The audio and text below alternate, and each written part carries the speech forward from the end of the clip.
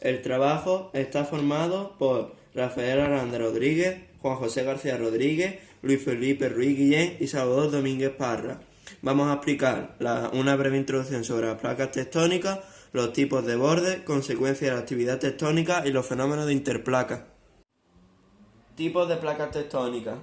Placas oceánicas, formadas íntegramente por litosferas oceánicas y aparecen sumergidas en toda su extensión, salvo por la presencia de islas volcánicas.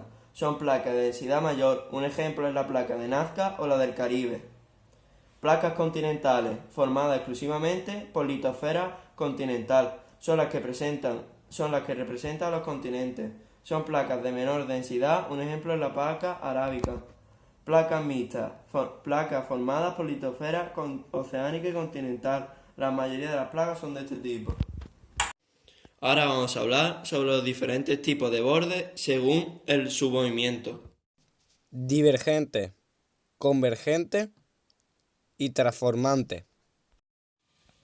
Y según su actividad pueden ser activos, constructivos y destructivos, y pasivos, en los cuales no se crea ni se destruye litosfera.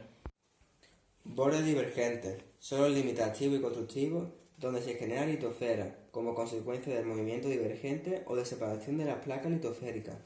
Originan dorsales oceánicas. Las dorsales son cordilleras submarinas. Tienen una gran fractura central, el rift, por el que asciende el magma a la estratosfera. Multitud de fallas transformantes perpendiculares al rift surcan la dorsal. También se le llama borde constructivo. Se produce vulcanismo, terremotos. Un ejemplo de las placas divergentes en la actualidad ocurre en el océano Atlántico, que crece lentamente. Vamos a hablar sobre los tres tipos de bordes convergentes. Hay tres tipos: convergente, continental-continental, oceánico-oceánico y continental-oceánico. Yo voy a hablar sobre el oceánico-continental, que significa que una de las dos placas litosféricas se hunde debajo de la otra placa continental, debido a la densidad de la corteza oceánica. Esto provoca la formación de cordilleras y vulcanismo. Los seísmos se producen en el plano de Benioff, un ejemplo de la cordillera de los Andes.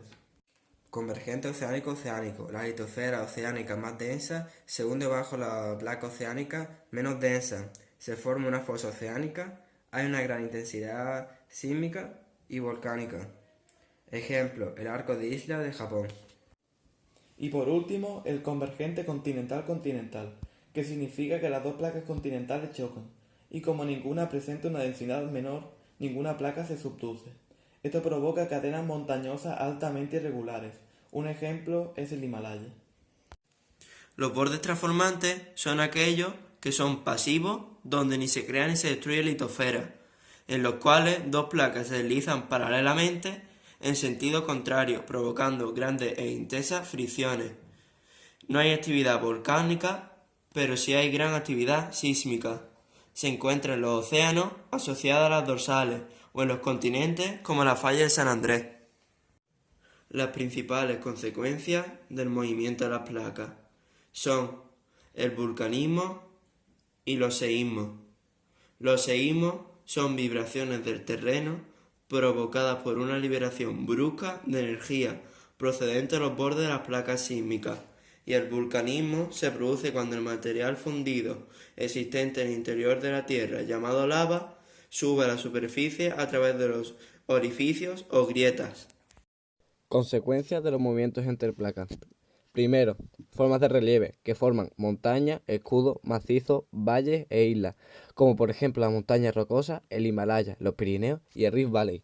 Después, las zonas inestables en la Tierra, más concretamente en las zonas de colisión entre placas. Primero, entre el borde de placas continental y oceánica está San Francisco, los Andes y Japón, y entre dos placas continentales está el Himalaya. Fenómenos de interplaca. División continental. Modelo térmico. La corriente ascende a elevada temperatura y origina un domo térmico. La litosfera adelgaza y se fractura, generándose un rift continental, y por último se separan los bordes continentales y se forma litosfera oceánica. Modelo tectónico. Estiramiento de la litosfera. La litosfera adelgaza y se forman fracturas de tensión que originan el rift continental. La descompresión favorece la fusión de la astenosfera, que se inyectará formando diques basálticos que se separarán formando litosfera oceánica.